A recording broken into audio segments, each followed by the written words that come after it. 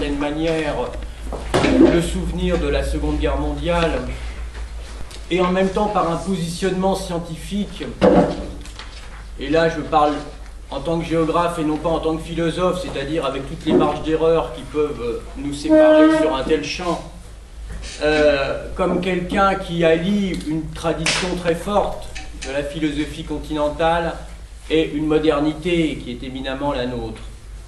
Je crois qu'il y a là peut-être quelques traits d'explication de ce rapport ambivalent à la force et à la fragilité, et qui font que peut-être Arnaud a été ce qu'il est.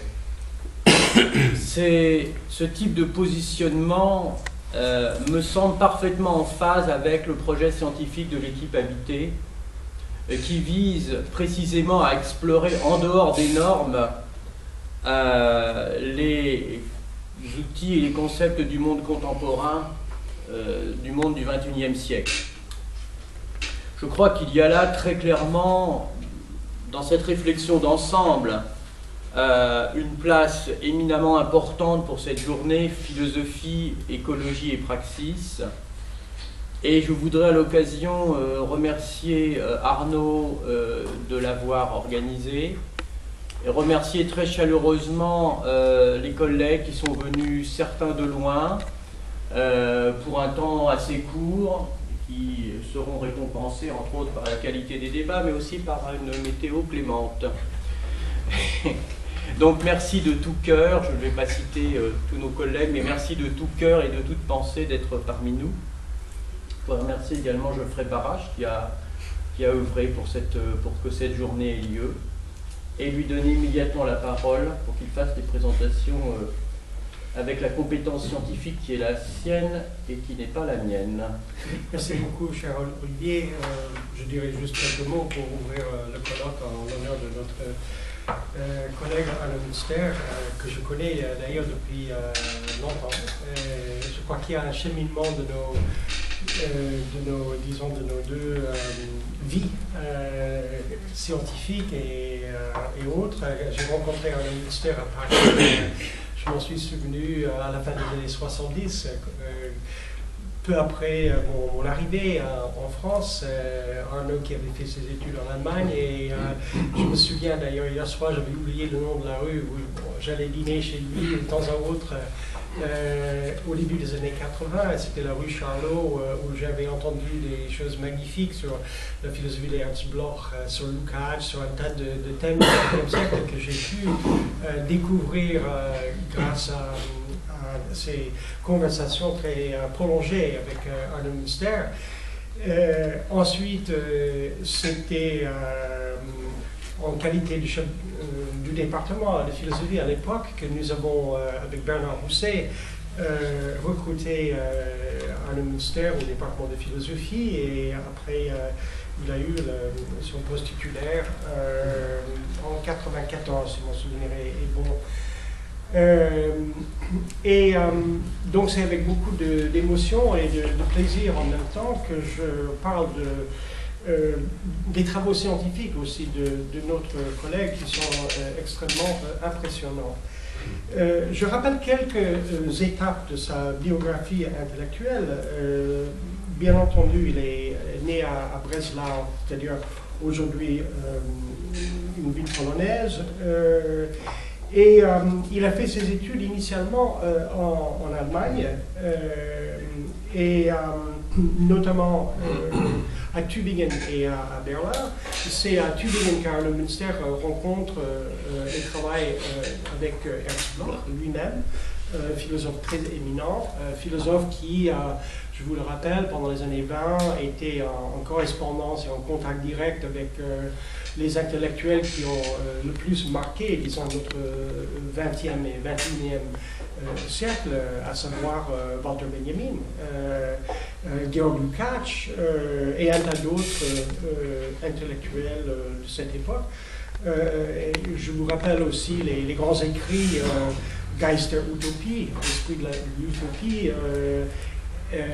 Erbschaft dieser Zeit, héritage de notre époque, notre temps, le principe espérance, enfin les grands titres d'Ernst Bloch, sur lesquels Arno Münster avait déjà travaillé à cette époque. Ensuite, Arno Münster va suivre des études à la Freie Universität à Berlin, avec Jakob Taubes et Marguerite von Mentano. Donc il est vraiment en plein dans la révolte estudiantine à Berlin de cette époque 68 et post-68, à la suite de laquelle il décide donc de venir en France. Et c'est en France que Arno Münster donc, étudie à l'école pratique des hautes études avec un éminent philosophe roumain, d'origine roumaine, qui vient à Paris et qui introduit tout un courant de pensée allemande en France. C'est Lucien Goldmann, bien entendu, qui est arrivé en France avec le grand livre de Georg Lukács, Histoire et conscience de classe, Geschichte und Klassenbewusstsein, qui était inconnu en France. C'est Merleau-Ponty qui raconte qu'il avait découvert l'œuvre de Lukács grâce à Lucien Goldmann, pas seulement Merleau-Ponty, mais la France découvre grâce à Lucien Goldmann tout un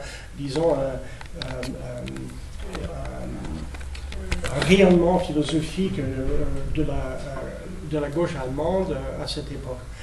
Et Lucien Goldmann va donc mourir brusquement à cette époque. C'était un peu tragique pour nous. Je suis arrivé en France après, mais j'ai rencontré plusieurs de ses élèves, comme Arnaud, qui m'ont tellement parlé de ses travaux. Par exemple, Le Dieu caché, qui est encore un très grand classique en philosophie. Par la suite, il faut dire que la carrière de Arno Münster est une carrière très intéressante dans la mesure où il travaille à Paris dans un premier temps pour la radio allemande en France pendant plusieurs années, 5 ans si mon souvenir est bon, où il s'occupe justement des rapports intellectuels, culturels, philosophiques entre l'Allemagne et la France, et il joue un rôle extrêmement important. C'est à ce moment-là que j'ai fait la connaissance d'Arno, et je me souviens de cette époque, où il avait fait un tas d'émissions, de rencontres, d'entretiens avec les plus grands intellectuels français de cette époque, comme Michel Foucault et Sartre et beaucoup d'autres.